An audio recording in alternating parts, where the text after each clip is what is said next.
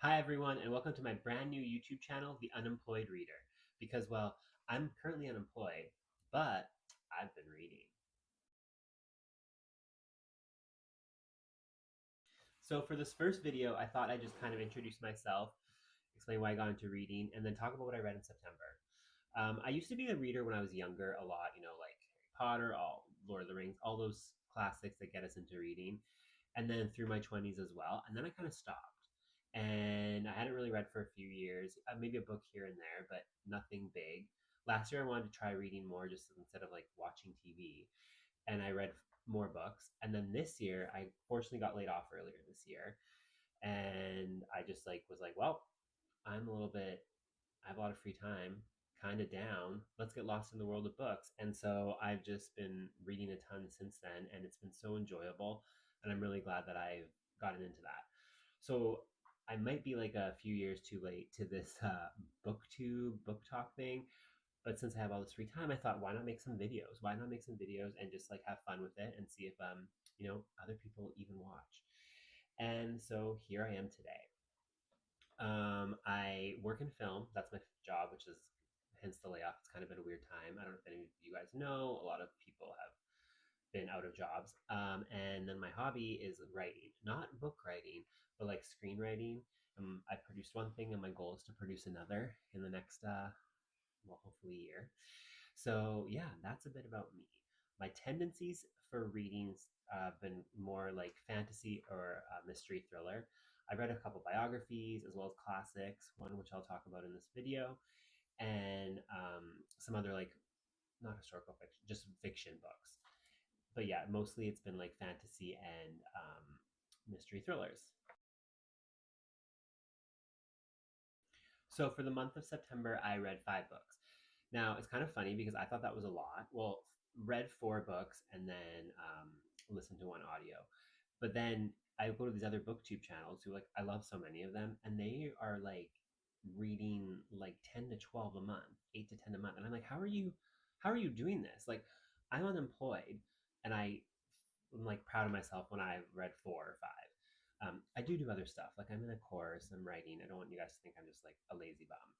But then these other people are very like, do they have jobs? Because if they have jobs and they're reading 10 books, I just gotta say, impressive.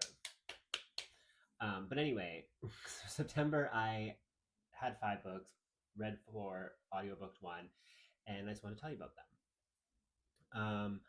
My audiobook was my first audiobook that I've done. We'll start with that. And that was, I wanted, September, I wanted to get something kind of spooky. And I've been wanting to read a classic.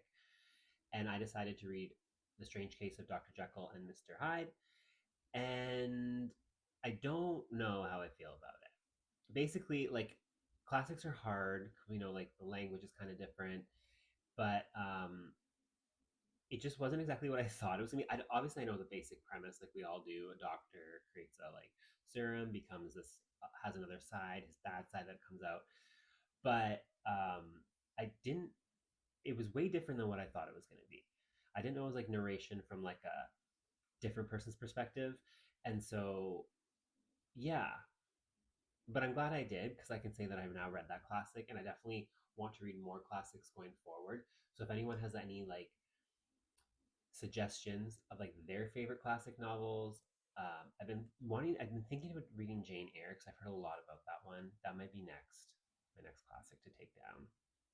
We'll see. We'll see. We'll get to the physical books that I read. The first one was a book called Earthflown by Frances Wren. It is a sci-fi kind of crime noir type thing. I've been wanting to read this for like a year. So I saw this last year, and the cover I thought was so beautiful. These two guys, there's like this water effect on it. I was like, I have to have this book. I got the book for Christmas, and then I kind of put it off because I wanted to wait for like the fall for some reason. I felt like it was a fall type of vibe. So I finally read it this month, and I did not like it as much as I thought I was going to like it. I have to say that. I gave it 3 stars. I just found it kind of confusing. So basically, the plot is it's set in future London, post apocalyptic. There's like a water shortage, a drinking water shortage, and some of the people in the future have these powers, and one of them is a guy named Ethan who is a healer, and he one night he gets this girl coming through the hospital, and he heals her, and then he finds out that she is part of this billionaire family who runs a pharmaceutical company that has invested in this water program that's coming out. Well, her brother Javier comes to the hospital, visits, and the two of them start like a romance. Then there's like a crime noir mystery to it about like collusion and what's going on with this water. It's called Project Earthflown, and it was like it sounds really interesting, and it was really interesting in some ways. But I found the way that the characters were introduced kind of confusing. I didn't know what was going on for like the first 5 or 6 chapters. So yeah, it was a bit of a harder read in the sense that like I couldn't always get into it the way that I wanted to. But I am glad I read it because I love any sort of queer representation, and I've never seen a queer sci-fi book before. I'm not, to be fair, I'm not fully into sci-fi. I'm like a little bit here and there, but not overly. So I probably like I've missed a ton of queer sci-fi. But yeah, 3 stars for Earthflown. The next book I read is The Wizard of Most Wicked Ways, which is the fourth book in a series that I love called the Whimbrel House series, and it is by Charlie Ann Holmberg. And this is the fourth book, like I said. The first one is called Keeper of Enchanted Rooms, and in that one, it's just like because the setup of the whole series is it's a magical realism, historic. It takes place in like 1800s, and there is this woman named Hulda, and she works for Biker, the Boston Institute Keeper of Enchanted Rooms, and she finds out about this house in Rhode Island called Whimbrel House, and there's a new writer has moved in named Merritt, and he's having trouble with this house, and she comes and tries to help him, and romantic things start to happen. And so I can't really give him away more because this is the fourth book, and so much happens from the first to the fourth. It is kind of a cozy fantasy, which isn't always my favorite genre because I think they're kind of slow. I read another one last year that I did not like, but these books I feel like they do a good balance of the cozy plus still having like some action and adventure going on in them. And yeah, I love the characters so much. There's a character named Owen who I will not spoil, but has like evolved so much literally and figuratively from the first to now the fourth book. The fourth book is also really it's probably the most action packed because the villain from the first book who I thought was so creepy and great comes back.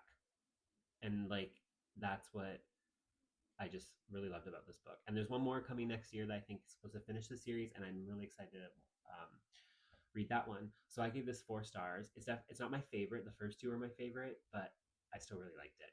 And I think you should check out the series if that's something that sounds like it would interest you. The last 2 books I read in September were from the library, so I don't have the physical copies of them, but I will put them on the screen. And they are The Woman in Cabin 10 by Ruth Ware. So this book I wanted to read because I'm a huge Keira Knightley fan, and there's a movie coming out next week actually on Netflix, and she's in it. And then I was like, well, okay, this is based on a book. I need to read this book first. I love that book. 4.5 stars. I thought it was so entertaining, intriguing, mysterious. The twists and the turns. I didn't see a lot of stuff coming. Basically, it's about this reporter who gets the chance to go on she's a travel reporter, to go on this luxury yacht, which the setting was so cool. And she hears something one night in the cabin next to her, cabin 10, and she thinks she doesn't know, but she's witnessed a murder. And then it goes from there. And there's so much people don't believe her. Lots because she's a bit of a questionable narrator. There's like, and that's what I like about her too. She's like this messy character. So I'm really excited to see that on screen. I'm wondering how they're gonna play this all out because I went on IMDb and some of the character names are different on IMDb than they are in the movie, in the novel. So I'm wondering if they're gonna change or if they've meshed some characters together, if they're changing names to keep readers off the scent of like what is what. But however they decide to do it, I'm really excited to see because the novel was so good. And if the movie can be even like 3/4 of that, I think it'll be a really fun movie to watch. And then the last book I read was The Inheritance Games by Jennifer Lynn Barnes. This I have seen in like the bookstore for years, and and I've just been intrigued by the cover. The cover art to me is so nice. And finally, I got it from the library. It's a YA title. I do like reading YA sometimes. There's a book that I'm currently reading right now that's also considered YA, and I even like a middle grade. I read a good middle grade in May actually, Chronicles of Weatherby, and I can't wait. I think the second one's coming out. It like takes you back. It makes you feel like a little bit like a child, and I like that. But back to inheritance games. So this is about Avery Barnes, and she randomly inherits this $1 billion inheritance from the Hawthorns, and she has to go live in this house. The condition is that she lives in the house. If she lives in the house for a year, she'll get the money.